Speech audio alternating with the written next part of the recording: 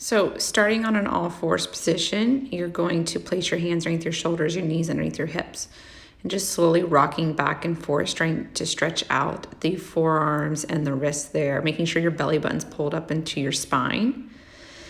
And then from there, you're gonna start to turn your hands outward and then shift side to side, making sure your shoulder blades are pushing away from each other towards the sky, almost like a cat back there.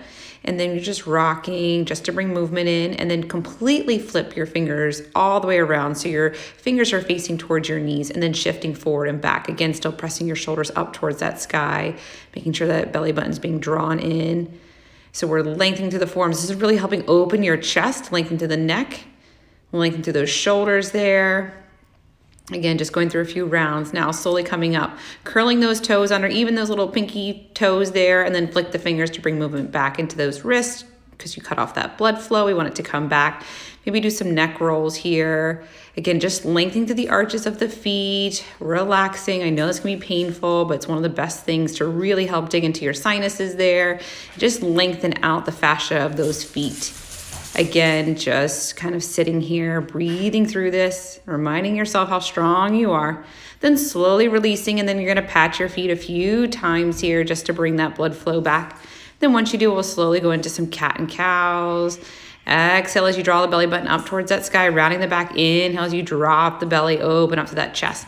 Eyes, try to find your eyebrows. Try not to drop your neck too much there. Really think about eyes finding your eyebrows, and you're dropping the belly. Just a few rounds, just so we can bring movement into that spine. And then from there, you're gonna slowly step your 1 foot forward. Make sure that knee is directly underneath that hip, and you're tucking your hip under, so you're really getting into that hip flexor. Then I'm gonna slowly add in some side body stretching. So hinging over at the hip, making sure my hips are still tucked under though, so I get that hip flexor stretch. And then just making sure my shoulders are down away from my ears, opening up to the chest here, interlacing the hands back behind, pulling back and trying to pull my hands away from my tush as much as I possibly can. Then I'll release down towards the floor, lengthening out my leg, curling your toes back towards your face, and then relaxing them down, making sure your hips are even. So pull that left hip forward, you pull the right hip back, and then hinging forward again. Think about each breath. You're inhaling to lengthen, and then exhale, folding. And then start to curl your toes back towards your face so you really lengthen to those hamstrings, making sure that those hips are still square, breathing through this. Again, inhaling, lengthening, and then exhaling, folding. Let that head be heavy, let the shoulders be heavy, just relaxing into this. Then from there, you're gonna slowly shift back forward, going into a deep lunge. In yoga, that's called Anjaneyasana. Really dropping that hip down, making sure the knee is still right over that ankle on that front foot, maybe reaching for the floor, and then adding in a little side body stretch here, hinging over to one side, reaching with those arms, lengthening out, and then switching and going to the opposite side. Still making sure those hips are pretty square towards the front there. Again, relax your face, relax your jaw. And then shifting back again, going into that hamstring stretch, making sure those hips are opening up here, just going back and forth, little movement, just to bring that blood flow. Inhale, sweeping those hands up. I'm interlacing the thumbs there, as you can see, and then I pull my hands back. That way I can really open up that chest and get into a nice back bend without having to worry about dumping in my lower back. And then again, shifting forward, lengthening out those hamstrings, making sure that those hips are even and square. So pull the left hip forward, you pull the right hip back, and then folding over again. Just really want to lengthen these hamstrings. It's going to help open up your hips so much. And then again, rebending that knee. And then you're going to pull in that bottom leg, and you're going to pull it in so that your ankle and knee are in line there, and that your knee can actually shift over that front leg or those front toes, and then really start to hinge forward so you can feel that shin stretching and those ankles stretching. So you can have that nice dorsiflexion and plantar flexion of those feet there by pointing and flexing those feet.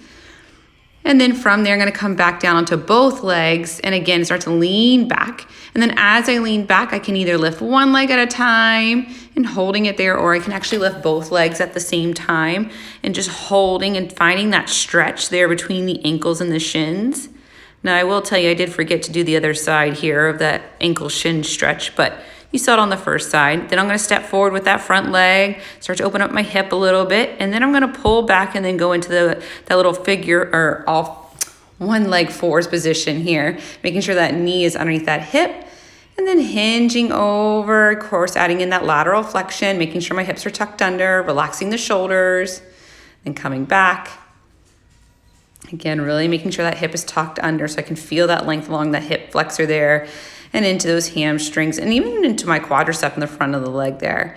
Then I extend that front leg out, making sure my hip's in line, pulling the one hip back as I pull the opposite hip forward. Of course, my toes are relaxed to begin, and then I start to flex my foot, really curling those toes back towards me. Again, working on those hips, making sure they're even by pulling the left hip back, right hip forward, and folding. Inhale to lengthen, exhale to fold. Again, inhale, lengthen, and exhale to fold. Holding here, just breathing through this. Relax the face, relax the jaw. And then I'm going to slowly start to come up, shifting down into that Anjaneyasana again here, opening up that hip, making sure that ankle and knee are in alignment. I can press on that front leg to drop my right hip more. Again, I'll interlock the thumbs, pull back, opening up that chest, trying to not drop in my lower back. I want to go right about the bra strap area there. That's where I'm feeling that arch in the back. And then slowly releasing down, reaching over the head, making sure those hips are still square as I'm going into that lateral flexion, adding in both sides here, pulling that waist in and up so that way I'm not jeopardizing my hips or my back at all. And then again, I'm going to shift forward and I'm going to go back into that hamstring stretch where I lengthen out the front leg. And then just a few movements here of going back and forth just so I can make sure that I'm getting all of that lactic acid moving out of those hips and down the body. From there, again, of course, lengthening out one last time here, getting a nice deep stretch, making sure that those hips are even, pulling the one hip back or the opposite hip forward. Inhale to lengthen, exhale to fold. I could have done a better job even with my back there is a little rounded. And then from there, inhale, dropping and exhale, rounding, going into that cat and cow. Again, just moving out some of that lactic acid. Really thinking about opening up the chest. As I drop the belly, I want to open the chest, squeeze the shoulder blades back, and eyes try to find the eyebrow. Roll my ankles out a few times just to give them a little love here. And then from there, I'm going to come around. I'm going to have a seat onto my tush, and I'm going to grab my yoga strap. I'm going to open it all the way up. Now, you can go as wide or as close as you like. I like to go a little wider so I can really open up my chest here. Start to just pull back. I try to make sure my head's pulling back and my chin slightly tucked in. That way I'm not stressing my neck because we have a tendency to pull our head back. And then, as you can see, I was adjusting myself there to pull my head back more. And then hinging over to one side. I'm just keeping that one arm straight up above the head while the opposite arm goes down. I'm not trying to bend the elbows at all, really. I'm trying to just really lengthen those side bodies, getting that lateral flexion. And then I'm going to start to go into my arm circles here. You can't think about it, you just got to do it. So right hand comes down, then the left hand swings around, and the right hand pulls back, the left hand follows. I do a few rounds of these on each side, and then I'll alternate, and of course I'll switch the opposite side. Swinging it around, right hand comes down, or left hand comes down, right hand comes around. Don't think about it, you just move through it. The more you think about it, the more confused you'll get. And then of course, just going back to a few open stretches here, just opening up, really trying to get that chest nice and open. Then from there, I'll release the yoga strap. I'll go ahead, grab my yoga block here. I go with the high edge first. There's that nice little skinny edge, and I'm gonna go right underneath the side of right underneath my sacrum there. It's the bony spot between your tailbone and your lower back. And then from there, I extend one leg out as I pull one knee in. This is just to help stretch that hamstring and into that hip flexor there, because your hip flexor actually originates in your back. Extend your leg out, make sure you're above or below your knee, just not pulling on your knee.